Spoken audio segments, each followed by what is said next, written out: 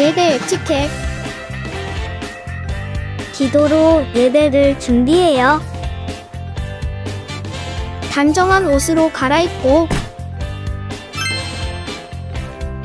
성경책을 준비해요.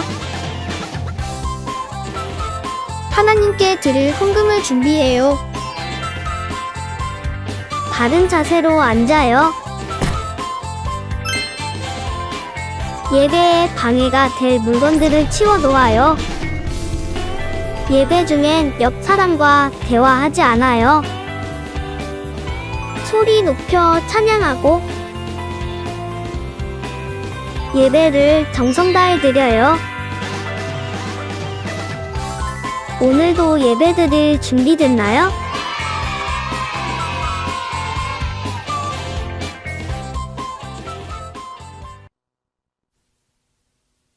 참빛교회 친구들 안녕하세요. 오늘은 9월 마지막 주일이고요. 우리가 함께 온라인 예배로 또 드리고 있어요.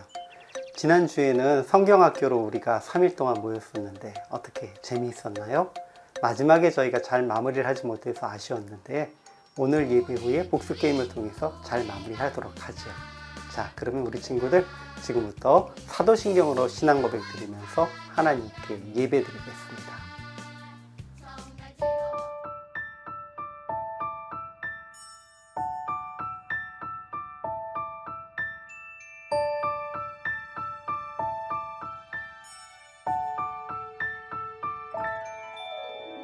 나는 전능하신 아버지 하나님 천지의 창조주를 믿습니다.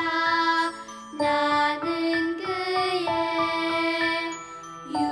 유일하신 아들 우리 주 예수 그리스도를 믿습니다.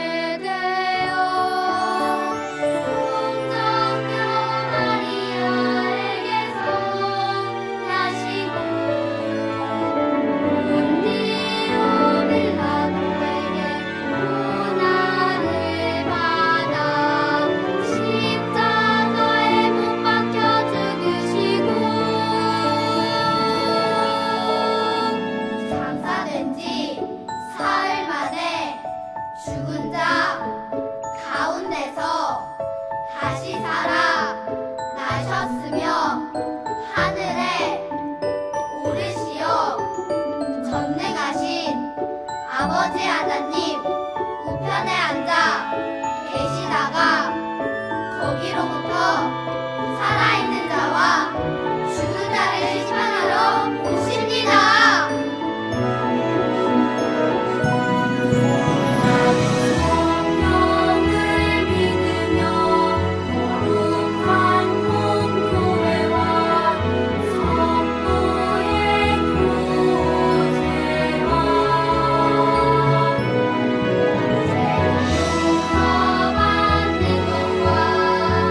모든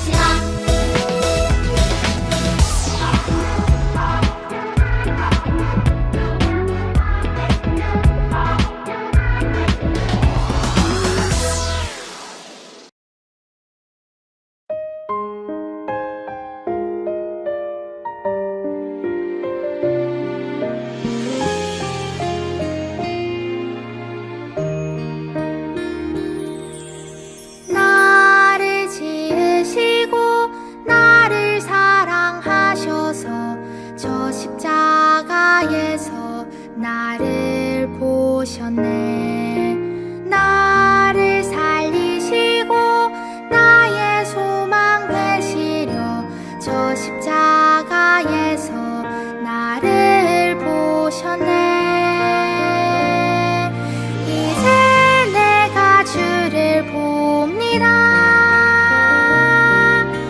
헛된 마음 모두 버리고 이제 주만 바라봅니다. 나의 생명 주의 것이니.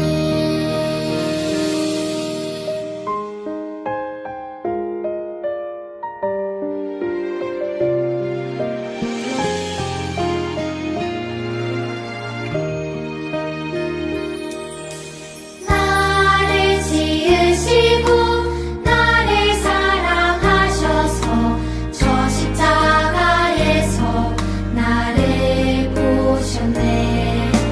나를 살리시고 나의 소망 되시려 저 십자가에서 나를 보셨네. 이제 내가 주를 봅니다. 헛된 마음 모두 버리고 이제 주만 바라봅니다. 나의 생명 주의 것이니. 이제 내가 주를 봅니다. 헛된 마음 모두 버리고 이제 주만 바라봅니다. 나의 생명 주의 것이니.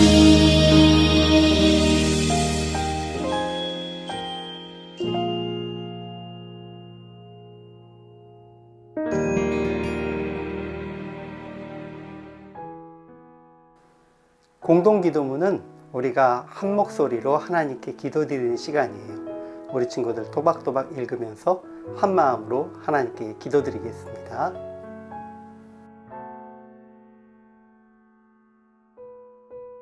우리를 사랑하시는 아버지 하나님, 오늘도 우리에게 새로운 날을 허락해 주시고 주일 아침 일어나 주님께 찬양드리며 기도와 말씀 가운데 예배드리게 하심을 감사드려요. 새로운 학기에도 건강히 공부하게 하시고 우리 가족들 모두 건강하게 지켜주시고 또 코로나 바이러스로 아픈 사람들도 점점 줄어들게 하심을 감사드려요. 우리가 이렇게 건강하고 부족함 없도록 하나님께서 우리를 돌보시고 인도하셨지만 우리는 때때로 하나님의 뜻과 다르게 살았습니다.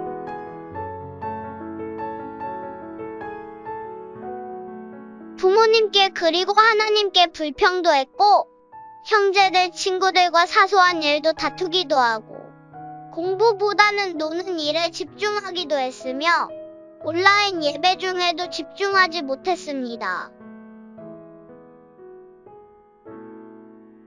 많은 사람이 어려움을 겪어도 외면하면서 내게는 조그만한 좋은 일만 있어도 참지 못하고 빨리 해결해달라고 떼를 쓰기도 했습니다.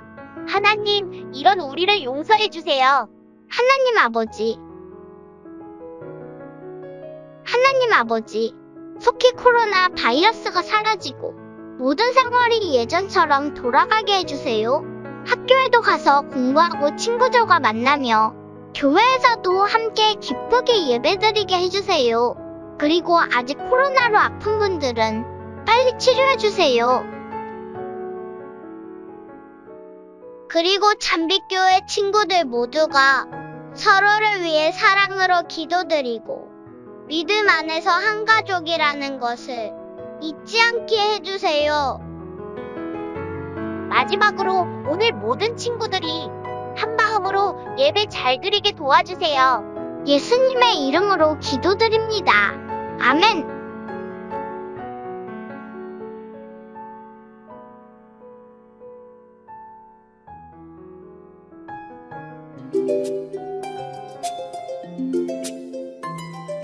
그러므로 누구든지 나의 이 말을 듣고 행하는 자는 그 집을 반석 위에 지혜로운 사람 방금 암송한 말씀 다시 한번 암송해 볼게요. 그러므로 누구든지 나의 이 말을 듣고 행하는 자는 그 집을 반석 위에 지혜로운 사람 마태복음 7장 24절 말씀. 친구들, 어렸을 때 아기돼지 삼형제라고 하는 동화를 들어본 적이 있죠? 아기돼지 삼형제가 각각 집을 지었어요. 큰 형은 지푸라기로 집을 짓고, 둘째는 거기에 나무 판때기로 집을 짓고, 셋째는 또 벽돌로 집을 단단하게 지었어요. 그리고 그때에 그 집을 날리고 이제 그 아기돼지들을 잡아먹으려고 하는 늑대가 나타났는데, 첫 번째 형이 만들었던 지푸라기 집은 늑대가 후 불어버리니까 금방 날아갔고요. 그 다음 두 번째 나무 판자로 지었던 집도 날아갔어요. 하지만 세 번째 우리 막내가 지었던 벽돌로 지은 든든한 집은 날아가지 않고, 그래서 늑대에게 잡아먹히지 않을 수 있었다는 얘기예요. 우리 친구들 너무 잘 알고 있는 이야기일 것 같은데, 그런데 사실은 여기에서 중요한 것이 한 가지 있어요. 뭐냐고요? 만약에 우리 셋째도 그 벽돌로 집을 지었지만 바닥을 아무렇게나 지었다면 어떻게 됐을까요? 사실은 늑대가 몸으로 쿵 하고 한번 부딪히면 그 집이 다 무너져서 날아갔을 거예요.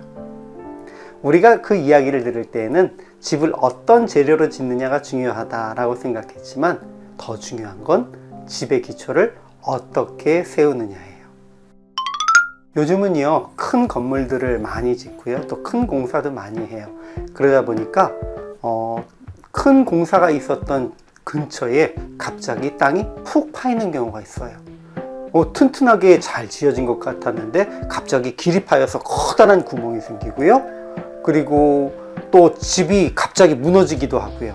이런 현상들을 우리가 싱크홀이라고 하는데요, 그 바닥이 처음에는 튼튼했던 것 같은데 이제 점점 공사나 다른 이유로 그 밑에 있었던 지하수가 나가고, 그 지하수가 나가면서 거기에 있던 같이 받치고 있었던 여러 모래나 자갈들이나 이런 땅에 있었던 것들이 나가면서 그 공간이 비게 되는 걸 얘기해요. 그래서 그 공간이 비게 되었을 때에 그곳이 힘이 없어서 무너졌다는 거예요. 자, 겉으로 보기에는 튼튼해 보이지만 사실은 비가 오고 물이 나면 무너질 수밖에 없는 거예요. 자, 여기에 대해서 성경은 뭐라고 얘기하느냐면요, 우리가 모래 위에 집을 지을 것인지 반석 위에 집을 지을 것인지 결정해야 된다라고 이야기하고 있어요. 예수님은 반석 위에 집을 지은 지혜로운 사람과 모래 위에 집을 지은 어리석은 사람 이야기를 들려주셨어요. 지혜로운 사람은 튼튼한 집을 짓기 위해서 든든한 반석 있는 곳을 한참 찾아다녔어요. 마침내 그는 넓고 평평한 반석을 찾아 그 위에 집을 지었어요. 그러나 어리석은 사람은 반석이 아닌 모래로 된 땅에 집을 지었어요. 겉으로 보기에 두 집은 똑같아 보였어요. 어느 날 홍수가 나며 세찬 바람이 불었어요. 두 집은 어떻게 되었을까요? 반석 위에 지은 집은 홍수와 세찬 바람에도 끄떡 없었지만, 모래 위에 지은 집은 견디지 못하고 무너져 내리고 말았어요. 예수님은 말씀을 듣고 말씀대로 살아가는 사람이 반석 위에 집을 지은 지혜로운 사람과 같다고 말씀하셨어요. 예수님의 말씀을 듣고 말씀대로 살아갈 때 우리는 어떤 어려움도 견뎌낼 수 있어요. 우리 모두 말씀을 듣고 말씀대로 살아가는 예수님의 제자가 되어요. 보통 사람들은 그렇게 생각할 거예요. 누가 모래 위에다 집을 지어요? 당연히 반석 위에다 집을 짓죠. 맞아요. 그런데 사실 이스라엘 지역에는요, 모래처럼 보이지 않지만 모래인 지형이 있어요. 꼭 돌처럼 보여요. 그렇지만 그것이 모래가 뭉쳐진 돌이기 때문에 이렇게 쉽게 팔 수가 있고요, 거기에다가 집 터를 만들고 금방 집을 지을 수가 있어요. 하지만 반석이라고 얘기하는 건 정말로 튼튼한 바위를 얘기해요. 그 바위는요, 집자리를 지으려면 정말로 곡괭이만으로 되지도 않고요. 오랜 시간이 걸려요. 하지만 그 위에 그렇게 바위나 돌을 패어서 잘 집을 지으면 어떤 일이 벌어질까요? 자, 평상시에는 별 차이가 없어 보여요. 하지만 비바람이 불면 차이가 나요.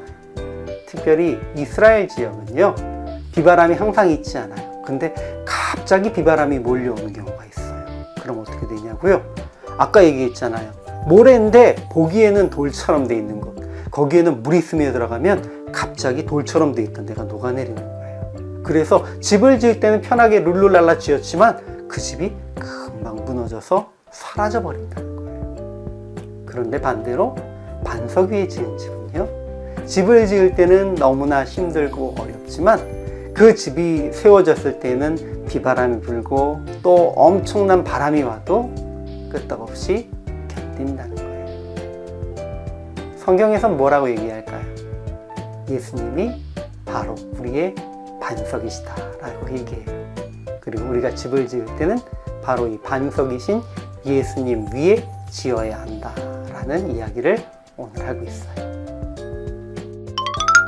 친구들, 지금 우리는 다 집을 짓는 사람들은 아니잖아요. 물론 친구들이 레고를 가지고 집을 짓고 이렇게 장난감 놀이를 하면서 집을 지을 수는 있겠지만, 그러나 우리가 모두 집을 짓는 사람은 아니에요. 하지만 우리의 인생을 집을 짓는 것과 비교한다면 우리가 어떤 것 위에 나의 삶을 지어 나가야 하느냐라고 하는 거예요. 세상 사람들, 하나님을 알지 못하는 사람들은 자기의 집을 기본적으로 지식 위에 지으려고 해요. 좀 더 많이 알고, 좀 더 많이 공부하고, 내가 좀 더 영어도 잘하고, 또 세상 사람들이 이야기하는 것처럼 지식도 많으면 시험도 잘 보고 점수도 좋아서 좋은 학교에 갈 수 있고 좋은 직장에 갈 수 있고, 그것이 내 삶을 튼튼하게 만든다라고 생각하는 것이 세상 사람들의 보통 생각, 판단이에요. 그리고 조금 더 나이가 들면 이제 자기들이 공부했던 그것을 가지고 무엇을 세우려고 할까요? 맞아요. 돈을 그곳에 쭉 깔아서 돈으로 든든한 삶의 기반을 만들려고 해요. 그 사람들은 지식으로, 또 돈으로, 그리고 그 위에 좀 더 높은 지위로 자기의 삶을 튼튼하게 세워서 삶의 집을 세워나가려고 생각해요. 하지만 지식도 소용이 없고, 또 돈도 소용이 없고, 또 자기의 높은 지위도 소용이 없는 때가 있다는 거예요. 언제일까요? 하나님께서 우리의 삶 속에 역사하셔서 시험하시고 때론 시련을 주시고 우리를 훈련시키실 때에 지식도, 돈도, 명예도, 세상의 모든 지위도 우리 그 위에 지었던 집들은 무너져 버릴 수밖에 없다라는 거예요. 그러나 하나님께서 우리에게 말씀하시기를, 예수 그리스도, 우리의 삶의 반석이신 예수 그리스도 앞에 집을 짓는 사람들은 아무런 걱정 없이 든든하게 그 집이 세워져 갈 거라는 거예요. 그래서 예수님 위에 집을 지은 사람들은 모두 그 집이 어디 있냐면 바로 하나님의 나라, 천국에 그 집이 있게 돼요. 그 집은 그 누구도 무너뜨릴 수도 없고 우리를 향해서 도전해 올 수도 없는 집이에요. 성경에 보면 반석 위에, 하나님의 말씀 위에 집을 짓지 않고 세상에서 가지고 있는 권력이나 돈이나 명예나 이런 곳에 집을 지으려고 하는 사람들이 상당히 많이 있었어요. 아브라함과 롯이 있어요. 아브라함은 삼촌이고요, 롯은 조카예요. 그런데 아브라함은 하나님을 따르면서 하나님이 계시면 어디라도 좋다는 생각을 했어요. 하지만 롯은 보기에 좋아 보이고, 와, 물도 많고 푸른 초장이 있는 소돔과 고모라 옆에 자기의 장막터를 세웠어요. 그렇게 헤어졌던 아브라함과 롯이지만 결국은 어떻게 됐죠? 아브라함은 하나님의 말씀대로 믿음의 조상이 되었지만 롯은 소돔과 고모라가 멸망할 때 그곳에서 모든 걸 다 잃고 겨우 목숨만 건져서 도망쳐 나오는 그런 사람이 되고 말았어요. 또 어떤 사람들을 비교하면 좋을까요? 이스라엘의 첫 번째 왕이었던 사울과 두 번째 왕이었던 다윗을 한번 비교해 볼게요. 사울도 처음에는 굉장히 겸손한 왕인 것 같았어요. 하지만 시간이 점점 흐르면서 자기의 권력 위에 집을 지으려고 했어요. 자기의 힘이 다라고 생각했어요. 하나님을 의지하기보다는 자기의 생각을 의지하면서 여러 가지 일들을 했어요. 그래서 결국 하나님은 그 사울의 집을 세우지 않으시고 다윗을 두 번째 이스라엘의 왕으로 세우셨어요. 다윗은 어려서부터 하나님을 찬양하고 하나님께 기도하고 하나님만 의지했던 사람이에요. 그리고 왕이 된 후에도 자기의 왕궁보다는 하나님의 성전을 짓기 위해서 더욱 노력하고 애썼던 사람이에요. 그래서 결국 하나님께서는 다윗을 왕으로 세우셨어요. 자, 다윗의 아들이었던 솔로몬이 그 다윗처럼 믿음을 잘 이어갔으면 좋았을 텐데 처음엔 그런 것 같았지만 점점 시간이 흐르면서 자기의 지혜와 자기의 많은 돈과 자기의 명예에 의지해서 집을 세워갔어요. 그리고 솔로몬의 잘못으로 인해서 이스라엘 백성들은 결국 우상을 숭배하게 되었고 남과 북의 두 개의 나라로 갈라지게 되었고요. 그 이후에 이스라엘이 멸망하게 되는 그 모든 원인이 바로 솔로몬으로부터 비롯되었어요. 자, 우리 친구들, 세상 사람들은요 뭐든지 눈에 보이는 것 위에 집을 짓는 것이 더 좋다고 생각해요. 그리고 굳이 그렇게 노력하는 것보다는 조그마한 노력으로 많은 결과를 얻는 것이 더 유익하다고 생각해요. 하지만 하나님을 믿는 하나님의 자녀들은 절대 그렇지 않아요. 우리들은 하나님께서 우리에게 주신 은혜를 기억하고 예수 그리스도께서 우리를 위해 하늘나라에 집을 지으러 가셨다는 걸 기억해야 돼요. 요한복음 14장에서 예수님께서는 내가 너희에게서 떠난다고 해서 근심하지 말아라. 내가 너희를 위해서 집을 예비하러 간다 라고 말씀하셨어요. 예수님이 우리 친구들을 위해서 하늘나라에 지금 집을 준비하고 계세요. 그러니까 우리 친구들도 이 세상에서 살아갈 때에 나의 지식이나 돈이나 명예나 지위나 이런 것에 근거해서 우리의 집을 쌓아가는 게 아니에요. 우리는 오직 예수 그리스도를 반석으로 삼아 그 반석이신 예수님 위에 우리의 삶의 집을 지어나가야 돼요. 예수님의 말씀을 묵상하고 예수님의 말씀에 순종하고 그 예수님의 말씀대로 살아가는 세상을 만들어감으로 우리 친구들 모두가 하나님의 자녀가 되고요. 그리고 하나님 안에서 그리스도 안에 든든히 세워진 집으로 절대 무너지거나 쓰러지지 않는 그런 삶이 될 수 있기를 예수님의 이름으로 축원합니다. 기도드릴게요. 하나님 감사합니다. 우리 친구들이 이제 예수님의 말씀 가운데에 우리의 반석이신 예수님 위에 우리의 집을 짓고 살아갑니다. 주님, 우리가 세상 것에 눈을 돌리지 않고 세상에 쓰러져 갈 것들, 세상의 모래와 같은 것들 위에 우리의 삶의 근거를 세우지 않고 오직 예수 그리스도 위에만 우리의 삶을 세워서 절대 흔들리지 않고 구원의 길까지 나아가는 아버지 하나님 가운데 든든한 집으로 세워져 갈 수 있도록 도와주세요.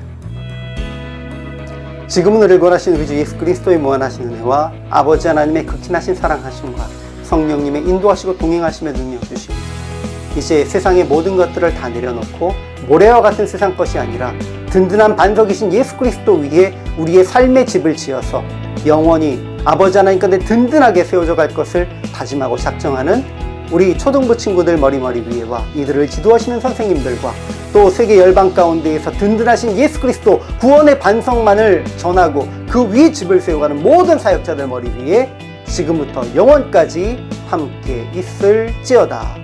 아멘.